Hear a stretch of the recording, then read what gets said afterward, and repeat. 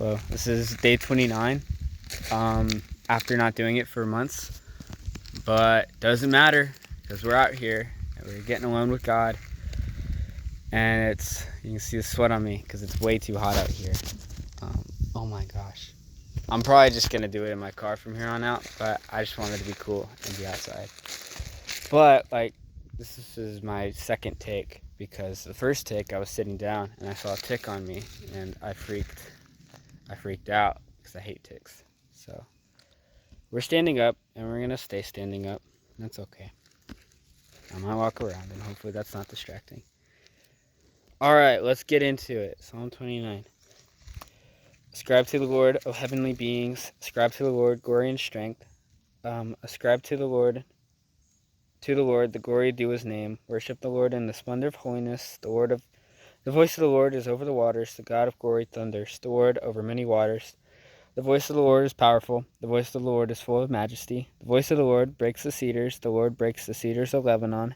He makes Lebanon to skip like a calf, and Sirion like the young wild ox. The voice of the Lord flashes forth flames of fire. The voice of the Lord shakes the wilderness. The Lord shakes the wilderness of Kadesh.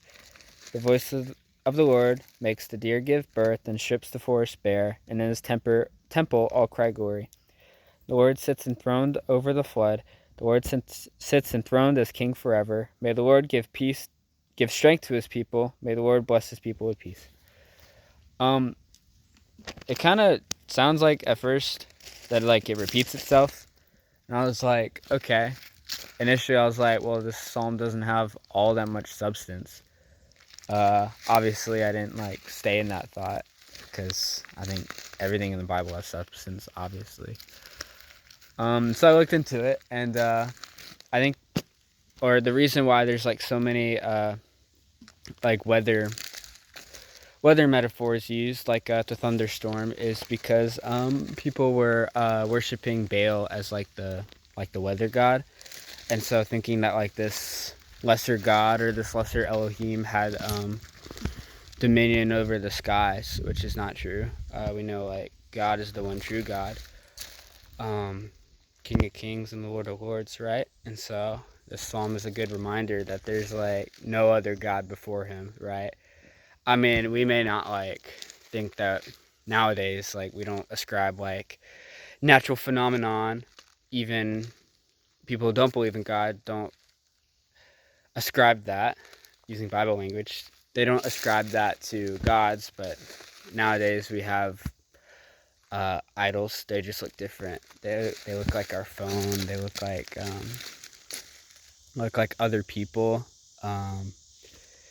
They look like I don't know, vices. They can be good things. They can be bad things. They can be your friends. You know, they're kind of like the Lord over your life. You plan everything around them. You know, and it's not like the word says everything is lawful, but not everything's necessarily good for you.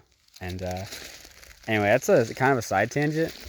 Mostly the point is that God is powerful. You know, he's more powerful than all those other lesser idols or anything like that. He is our only portion and our only prize that we could ever hope to have. And I've just noticed in my life, I don't know, whenever I do turn to him, it's so much better.